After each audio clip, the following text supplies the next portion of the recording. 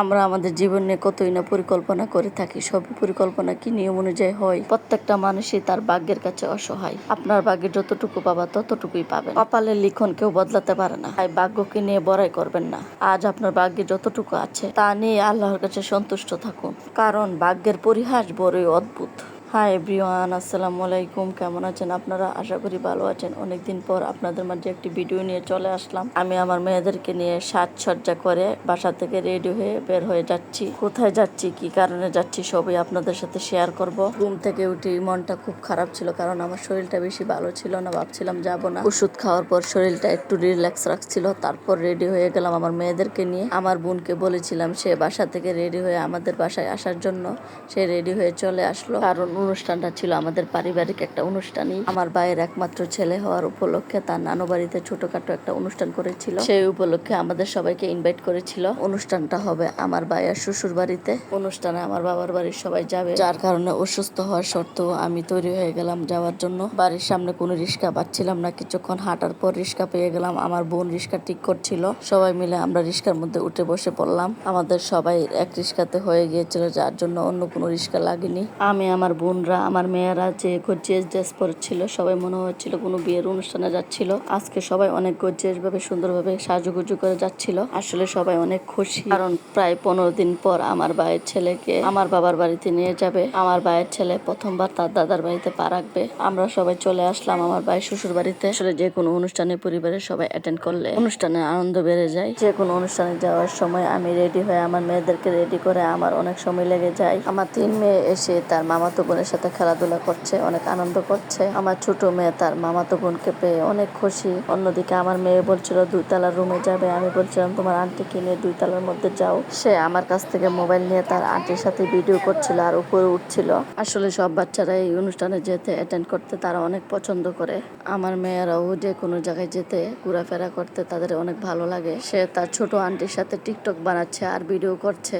সময়ের সাথে সাথে আমরা কত কিছুই না শিখে যাই। আসলে বাস্তবতা এমন এক জিনিস, এক সময় যে মেয়ে নিজেকে সামাল দিতে পারতো না, সে মেয়ে এখন সন্তানও সামলায়, পুরো পরিবারও সামলায়। আসলে মেয়েরা সময়ের সাথে সাথে সবকিছু শিখে যায়, যা একজন পুরুষ দিয়ে কখনো সম্ভব না। আসলে পুরুষরা যা পারে তা মেয়েরা পারে না, আর মেয়েরা যা পারে তা পুরুষরা কখনো পারে না। এদিকে আমার মেয়ে দাঁড়িয়ে দাঁড়িয়ে নিচে প্যান্ডেল দেখছে। অনুষ্ঠানের খাবারের আয়োজন ঘরের সামনে বাহিরে সুন্দর করে প্যান্ডেল লাগিয়ে তারা অনুষ্ঠানের আয়োজন করেছিল। দেখতেও সুন্দর হয়েছিল, ঘরেও কোনো ঝামেলা হয়নি। এদিকে আমরা সবাই মিলে বাবুকে দেখছিলাম। আমার মেয়েরা বাবুকে আদর করছিল। তারা তাদের ভাইকে পেয়ে অনেক খুশি। বাবু সুন্দর করে মশারির মধ্যে ঘুমিয়ে আছে। এদিকে আমাদের বিয়ায় সবাইকে বেড়ে বেড়ে খাওয়াচ্ছে, অনেক আপ্যায়ন করছে। সে বলছিল বাহিরে টেবিল খালি আছে, আমাদের সবাইকে বলছিল বাহিরে যেতে, টেবিলে বসতে, খাবার খাওয়ার জন্য। আমরা সব বোনরা মিলে বাবিকে নিয়ে বসে পড়লাম টেবিলের মধ্যে। এদিকে আমার ভাইয়া দাঁড়িয়ে দাঁড়িয়ে দেখছে।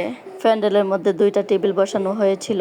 আমরা এই টেবিলের মধ্যে বসেছিলাম, অন্য টেবিলে আরো অন্য মানুষরা বসেছিল। আমরা সবাই গ্লাসের মধ্যে পানি দিয়ে প্লাস্টিকের বলের মধ্যে হাত ধুচ্ছিলাম। সবাইকে খাবার দিয়ে দিল। আমাকে একটা লেগ পিস দিয়ে দিল, আমি বসে বসে খাচ্ছিলাম। সাথে সবজি দিয়েছিল, সাথে একটা মাছ ফ্রাইও দিয়েছিল।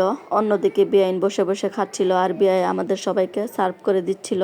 আমাদের বেআই আমাদের সবাইকে বেড়ে বেড়ে খাওয়াচ্ছিল। অবশেষে আমাদেরকে হাত ধুয়ে দিল ওয়েটার। আমাদের খাওয়া মোটামুটি শেষ হয়ে গেছিল, বাচ্চাদের খাবার এখনো শেষ হয়নি। আর অন্যদিকে আমার ভাইয়া আর আমাদের বেআই দাঁড়িয়ে দাঁড়িয়ে দেখছিল। সবার আগে আমার খাওয়া দাওয়া শেষ হয়ে গিয়েছিল, এখনো কিছু মানুষের খাওয়া দাওয়া বাকি আছে। আমি বসে বসে দই খাচ্ছিলাম।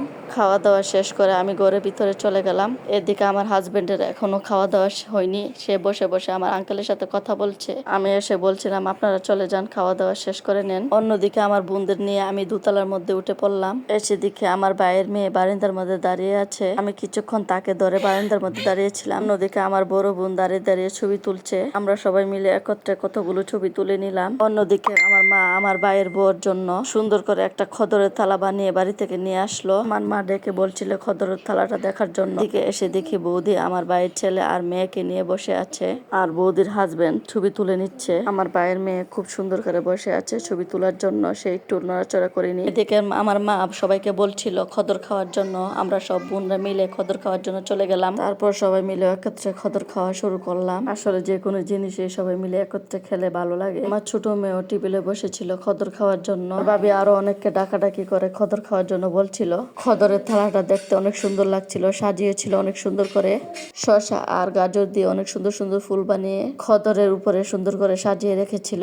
সবাই মিলে আস্ত মুরগি ছিঁড়ে ছিঁড়ে খাচ্ছিল। খদর খাওয়ার সময় আমার হাজবেন্ড ছিল না, সে বাসায় চলে গিয়েছিল। এদিকে আমার মা তার বিয়ানকে ডেকে বলছিল খদর খাওয়ার জন্য। খদরের 2টা মুরগি শেষ হয়ে গিয়েছিল, থালার মধ্যে সবগুলো পোলাও রয়ে গিয়েছিল, কেউ একটু পোলাও খায়নি। এদিকে আমাদের ছোট বিয়াই দাঁড়িয়ে দাঁড়িয়ে খদর খাচ্ছে, বিয়ান খদর খাচ্ছে আর কথা বলছে, হাসাহাসি করছে। হাত ধুয়ে এদিকে দাঁড়িয়েছিলাম। এদিকে যাওয়ার সময় হয়ে গিয়েছে, প্রায় বিকেল হয়ে এসেছে। যে কোনো অনুষ্ঠানে গেলে কিভাবে যে সময় পার হয়ে যায় বোঝাই যায় না। আমার ছোট মেয়ে অনেক বিরক্ত করছে।